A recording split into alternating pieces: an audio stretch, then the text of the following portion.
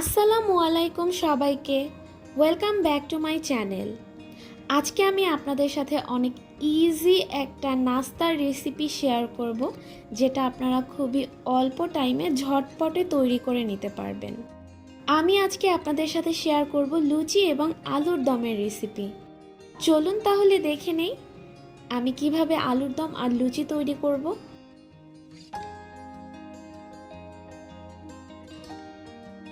আলুর দম তৈরি করার জন্য এখানে আমি এরকম মাঝারি সাইজের 8 থেকে 10টার মতো আলু নিয়ে নিয়েছি।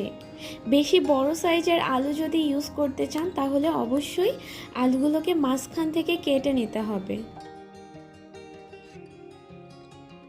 এখন আমি আলুগুলোকে একটা কাঁটা চামচের সাহায্যে ছিদ্র করে দিব, যেন এটা যখন আমি ফ্রাই করব তখন এটা ভালো মতো ভিতরে সিদ্ধ হয়। কারণ আলুগুলোকে আমি সিদ্ধ করে নিব না, ফ্রাই করে নিলে আমার কাছে বেশি ভালো লাগে, স্মেলটা বেশি ভালো লাগে। এই জন্যই আমি সিদ্ধ না করে ফ্রাই করে নিব। আপনারা যদি সিদ্ধ করে নেন তাহলে তো আর এই ঝামেলাটা থাকবেই না, কাঁটা চামচ দিয়ে ছিদ্র করার কোনো দরকার নেই। আলুটাকে ফ্রাই করার জন্য এখন আমি অল্প পরিমাণে হলুদের গুঁড়া আর পরিমাণ মতো লবণ নিয়ে আলুটাকে মাখিয়ে নিব।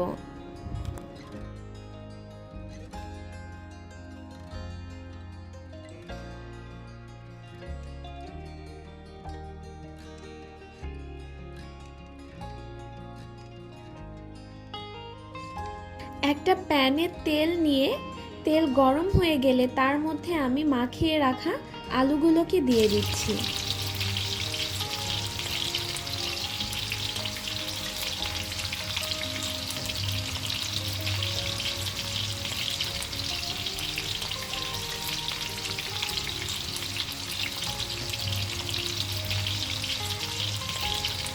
আলুগুলোকে এখন আমি এমনভাবে ভেজে নিব যেন আলুগুলো 70 থেকে 80% মতো কুক হয়ে যায়।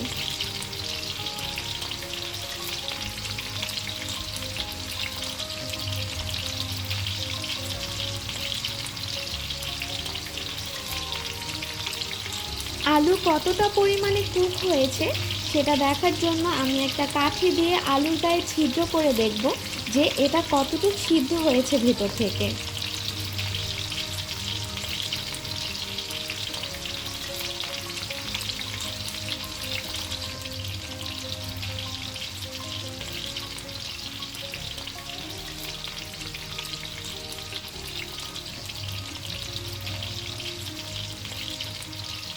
আলুগুলো অলমোস্ট 70 to 80% কুক হয়ে গিয়েছে।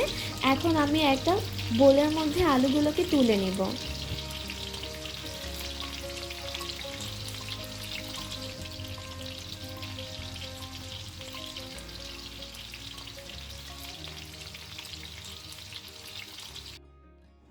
এখন আমি এই সেম প্যানেই আলুর দমটাকে ঝোলে দিয়ে দিব। এই জন্য আমি যে এক্সট্রা তেল থাকবে সেই তেলটাকে তুলে নিচ্ছি। আপনারা চাইলে অন্য কোনো প্যানেও করতে পারেন।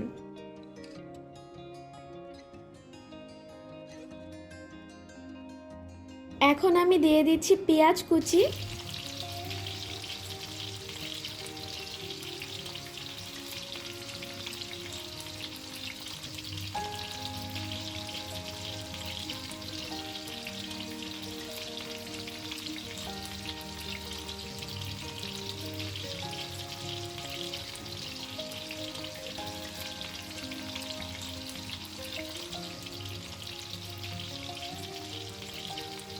আর সাথে দিয়ে দিচ্ছি টমেটো কুচি। টমেটো কুচি এখানে আমি মিডিয়াম সাইজের 2টা টমেটো ছোট ছোট করে কেটে নিয়েছি।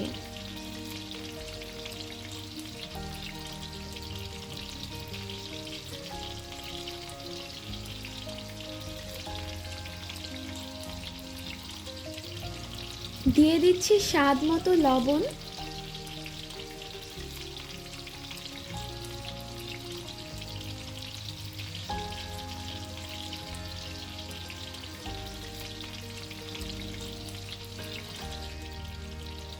টমেটো সিদ্ধ হয়ে গিয়েছে।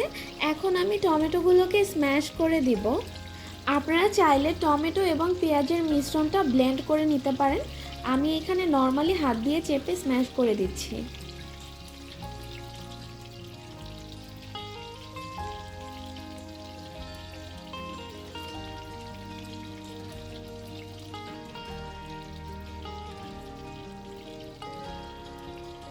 এখন আমি দিয়ে দিচ্ছি 2টা মিডিয়াম সাইজের তেজপাতা এবং ছোট ছোট করে টুকরো করে রাখা 2 টুকরা দারচিনি।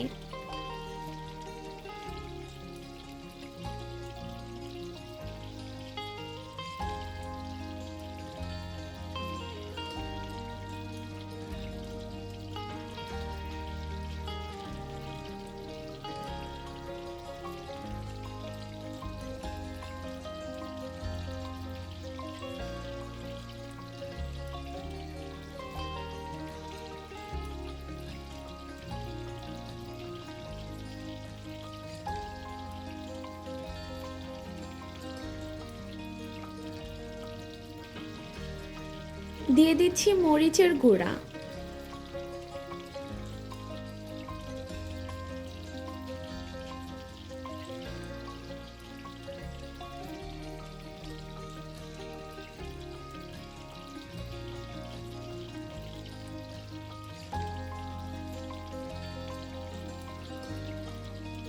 দিয়ে দিচ্ছি জিরার গুঁড়া 1 চা চামচ,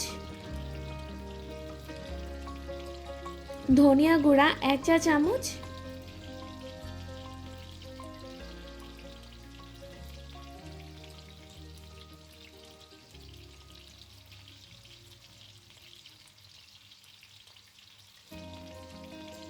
কালো গোলমরিচ গুঁড়া 1/2 চা চামচ।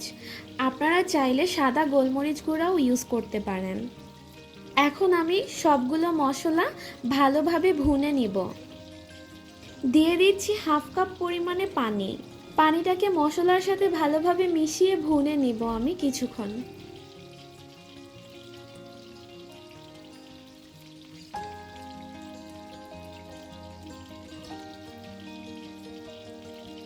দিয়ে দিচ্ছি 1 চা চামচ পরিমাণ আদা বাটা,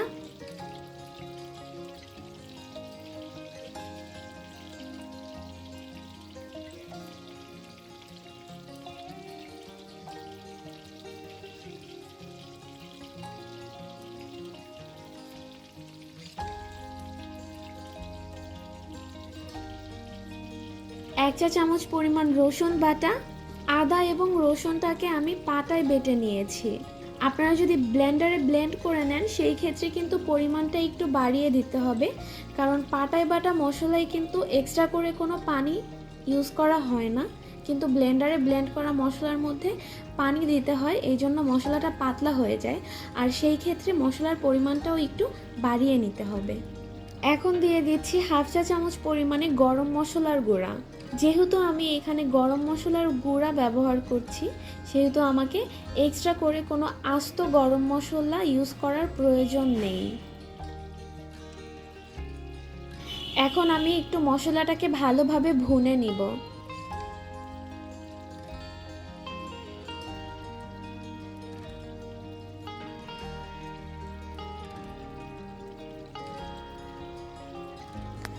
মশলাটা ভুনা হয়ে গেলে তার মধ্যে আমি 2.5 কাপ পরিমাণে পানি দিয়ে দিব। পানির পরিমাণটা আমি 2.5 কাপ নিয়েছি, কারণ আলুটাকে যে আমি 80% পর্যন্ত কুক করে নিয়েছিলাম, বাকি 20% এখন কুক হয়ে যাবে। আর যেহেতু আলু পানি অ্যাবজর্ব করে নেয়, সেই জন্য পানির পরিমাণটা আমি একটু বেশিই দিয়েছি। এখন আমি যে আলুগুলোকে ভেজে তুলে রেখেছিলাম সেগুলো আমি ঝোলের মধ্যে দিয়ে দিব।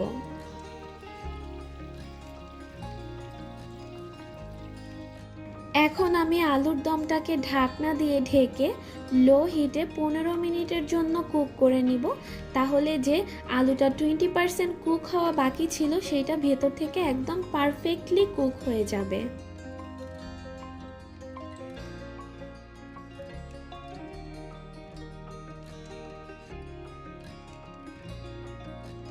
আলুর দমটা রান্না অলমোস্ট হয়ে গিয়েছে।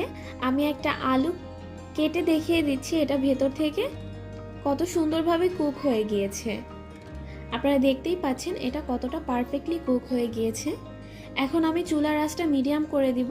আমার যে পরিমাণ গ্রেভি রাখা প্রয়োজন পানিটা ওই পরিমাণে শুকিয়ে আমি নামিয়ে ফেলব। এখন আমি দিয়ে দিচ্ছি 2 থেকে 3টা কাঁচামরিচ, কাঁচামরিচটা দেওয়ার কারণ হচ্ছে কাঁচামরিচের ফ্লেভারটা অ্যাড হয়ে যাবে। আর দিয়ে দিচ্ছি অল্প পরিমাণে ধনিয়া পাতা কুচি। এখন আমি আলুর দমে একটা বাগার দিয়ে নিব। বাগার দিয়ে নেওয়ার জন্য আমি তেলের মধ্যে পেঁয়াজ কুচি এবং 2টা শুকনো মরিচ ভেজে নিয়েছিলাম, সেইটাই আমি আলুর দমের মধ্যে দিয়ে দিব। দিয়ে এটাকে ভালো মতো নেড়ে চেড়ে নামিয়ে ফেলবো। আপনারা যদি আলুর দমে সেম এই কালারটাই রাখতে চান তাহলে কিন্তু অবশ্যই আপনাকে টমেটোর পেস্টটা ইউজ করতে হবে, কারণ টমেটোটা কিন্তু অনেক সুন্দর কালার দিবে। আমার আলুর দমটা তৈরি হয়ে গিয়েছে। এখন চলুন তাহলে আমরা লুচিটাকেও তৈরি করে নেই। লুচি তৈরি করার জন্য এখানে আমি 2 কাপ পরিমাণে ময়দা নিয়ে নিয়েছি। আপনারা চাইলে আটাও ইউজ করতে পারেন। এখন আমি ময়দার মধ্যে দিয়ে দিচ্ছি স্বাদ মতো লবণ, আর দিয়ে দিচ্ছি 2 টেবিল চামচ পরিমাণে তেল। তেলটা আমি এখন বেশি ইউজ করব না, কারণ আমি যদি এখন বেশি পরিমাণে তেল ইউজ করি তাহলে ডোটা তেল চিটচিটে হয়ে যাবে, আর পরবর্তীতেও কিন্তু বেলার সময় আমাকে তেল ইউজ করতে হবে। এই জন্য আমি এখন 2 টেবিল চামচ পরিমাণেই নিয়ে নিচ্ছি।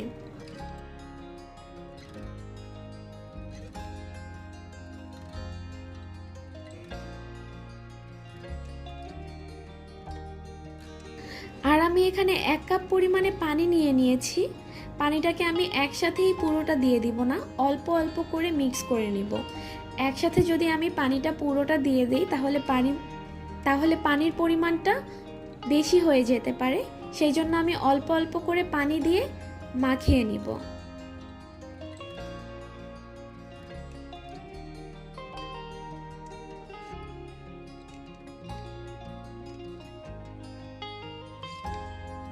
এইভাবে ভালোভাবে মথে ডোটাকে তৈরি করে নিতে হবে। আমার ডো তৈরি হয়ে গিয়েছে। এখন আমি ডোটাকে 1 ঘন্টার জন্য রেস্টে রেখে দিব। 1 ঘন্টা পরে ফিরে এলাম। এখন আমি এই ডোটাকে আরও একটু ভালোভাবে মথে নেব। তারপর ডোটাকে ছোট ছোট টুকরা করে নিব লুচির জন্য। আপনি যে সাইজের লুচি তৈরি করতে চান সেই সাইজ অনুযায়ী আপনি ডোয়ের ছোট ছোট করে টুকরা করে নেবেন।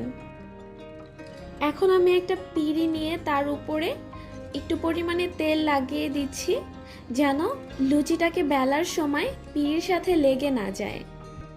লুচিগুলো কিন্তু পারফেক্টলি গোল হবে না, কারণ লুচিগুলো বেলে নেওয়ার সময় আমি কোনো ধরনের আটা বা ময়দা ইউজ করিনি। এভাবে আমি সবগুলো লুচি বেলে তৈরি করে নিয়েছি। চলুন তাহলে এখন আমরা লুচিগুলোকে ভেজে নেই। একটা প্যানে তেল নিয়ে তেল গরম হয়ে গেলে তার মধ্যে আমি লুচি দিয়ে দিচ্ছি। লুচিগুলো কিন্তু আমি একদম ব্রাউন কালার করে ভাজবো না।